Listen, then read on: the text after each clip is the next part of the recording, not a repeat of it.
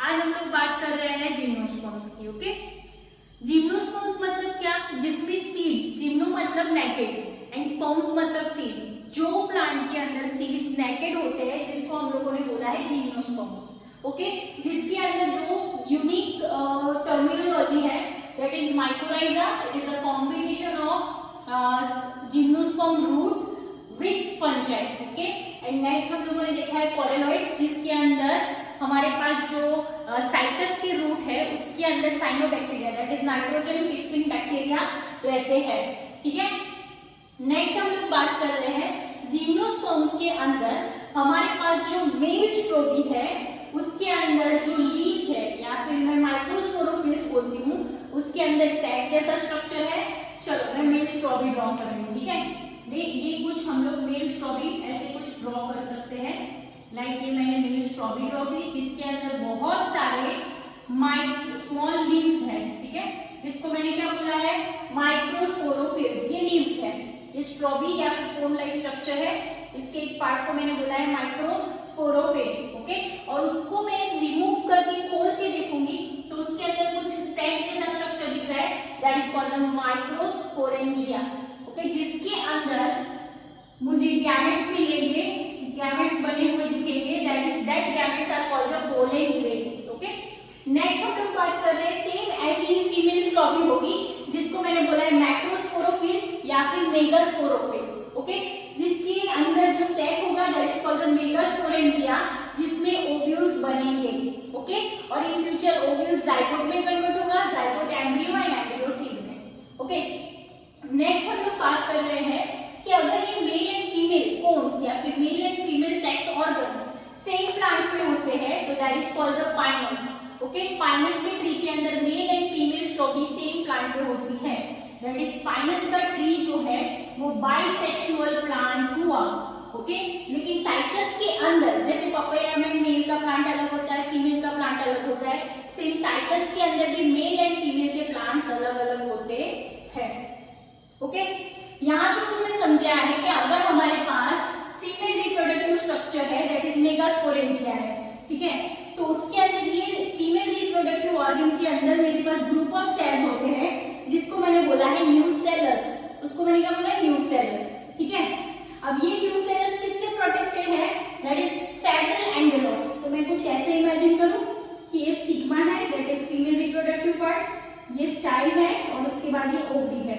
हालांकि इसमें इतना डेवलपमेंट नहीं होता है। ओवरी के अंदर मेरे पास जो सेल है that cells are called the nucellus cell. उसमें से एक सेल कन्वर्ट होगा, दैट इज व्हाट, एक सेल कन्वर्ट हो जाएगा। तो उसको और वापस से मैं आपको समझा रही हूँ, नीचे से देखते जाओ। ओके, थोड़ा कंफ्यूजिंग भी है टेक्स्ट बुक में, लेकिन ध्यान से सुनो। हमारे पास फीमेल कोन या फीमेल स्ट्रोबी है। ओके, उसके एक लीफ को मैंने बोला है मेगास्पोरोफिल, जिसके सेट में मेगास्पोरेंजियम। ठीक है, उसके एक सेट को मैं बोलती हूँ मेगास्पोरेंजियम, और उसमें बहुत सारे सेट्स होते हैं। ठीक है, बहुत सारे मेगास्पोरोफिल, बहुत सारे लीव्स हैं, तो that is called the megasporangia. ठीक है, तो ये मैंने एक ही लिया है। फीमेल कोन्स के अंदर मेरे पास एक छोटा सा बड़ा सा लीव है, दैट इज मेगास्पोरोफिल। उसके सेट को मैं मेगास्पोरेंजियम बोलती हूँ। ये सेट के अंदर मेरे पास क्या है?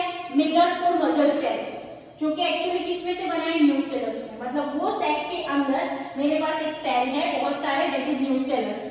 अब ये न्यूसेलस में से एक जो सेल होगा ना वो मियोसिस प्रोसेस करेगा। तो मियोसिस प्रोसेस करके उसने क्या किया? एक में से दो, दो में से चार मेगास्पोर दिए। ठीक है, 4 मेगास्पोर्स दिए। तो मेगास्पोर मदर सेल, एमसी मतलब मदर सेल। ओके, उन्होंने मियोसिस प्रोसेस किया और मेगास्पोर दिए, 4 मेगास्पोर दिए। ये मेगास्पोर मदर सेल किसमें से बना? न्यूसेलस में से। क्यों? क्योंकि उन्होंने मेंशन किया है कि न्यूसेलस में से मेगास्पोर मदर सेल बनता है, और मेगास्पोर मदर सेल कवर्ड, बहुत सारे एनवेलप से कवर्ड रहता है। ठीक है, तो हम लोगों ने यहाँ तक उन्होंने बोल के फिर कंप्लीट कर दिया। फिर वापस से स्टार्ट किया कि हमारे पास फीमेल कोन्स है, उसमें मेगास्पोरोफिल है, उसके सेट को मेगास्पोरेंजिया बोला। उसके अंदर मेरे पास मेगास्पोर मदर सेल है जो कि न्यूसेलस में से बना है। वो मियोसिस प्रोसेस करके मेगास्पोर बनाएगा, और ये मेगास्पोर किसमें कन्वर्ट होगा? ओव्यूल में। फिर ये ओव्यूल किसमें कन्वर्ट होगी? फर्टिलाइजेशन पोलन ग्रेन के साथ होगा, तो जाइगोट बनेगा। जाइगोट कंटिन्यूस से डिवाइड होकर एम्ब्रियो, और एम्ब्रियो कंटिन्यूस से डिवाइड डिवाइड होकर सीड बनेगा। यहाँ तक क्लियर एवरीवन? सो यहाँ पे उन्होंने समझाया है कि न्यूसेलस किसको डेवलप करता है, MMC, that is called the megaspore mother cell, जो कि इन फ्यूचर ओव्यूल बनने वाला है।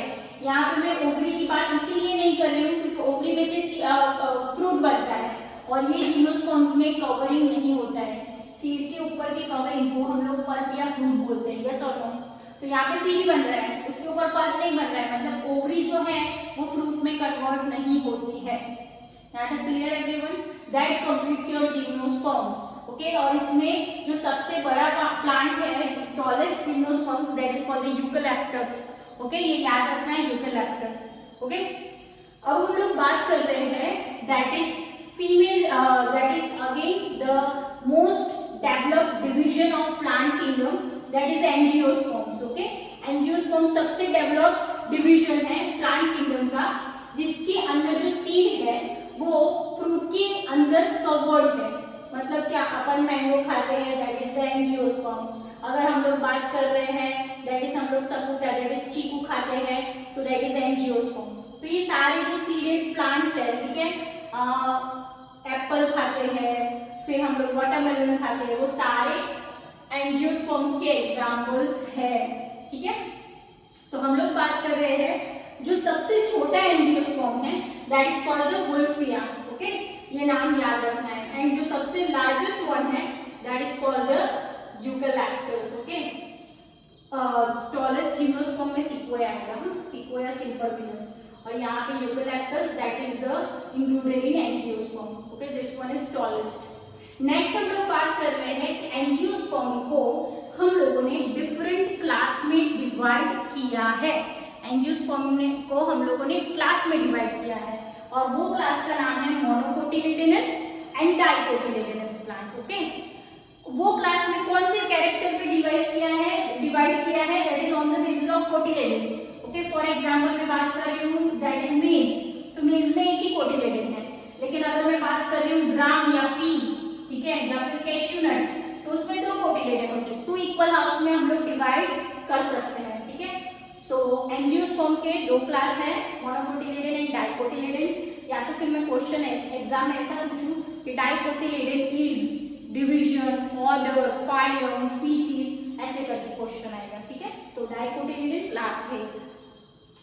मोनोकोट एंड डाइकोट को हम लोगों ने कोटिलेडन के बेस पे डिवाइड किया है। सेकंड, अगर हम लोग उसके स्टेम को देखेंगे तो जैसे कि मोनोकोट मतलब शुगर केन, या फिर आप ले लो मेज, तो उसका स्टेम एकदम पतला होता है, ठीक है, बेनियन ट्री जितना मोटा नहीं होता है। तो मतलब क्या, उसका स्टेम जो है उसके अंदर जाइलम एंड फ्लोएम रहेंगे, लेकिन ये स्कैटर्ड रहेंगे। मतलब अगर मैंने ये मेज के प्लांट को कट किया और उसके कट सेक्शन में देखूं तो यहाँ पे xylem xylem xylem xylem xylem phloem phloem, कोई भी स्कैटर्ड वे में दिखते हैं उसके वेस्क्यूलर बंडल्स।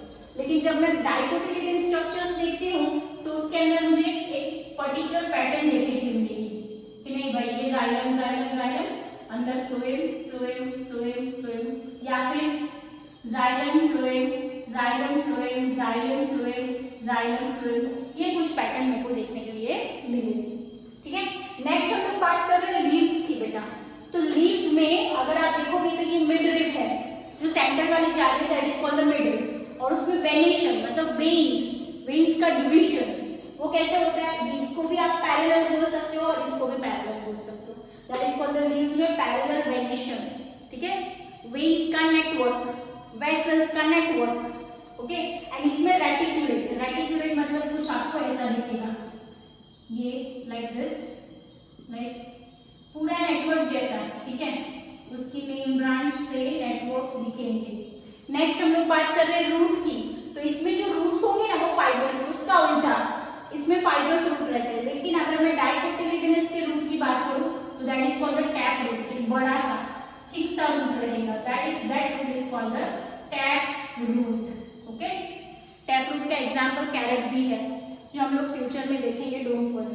लेकिन हाँ, इतना याद रखना जरूरी है कि लीव्स में पैरेलल वेनेशन, रेटिकुलेट वेनेशन, और इसमें रूट में fibrous root and tap root, monocot and dicot, okay.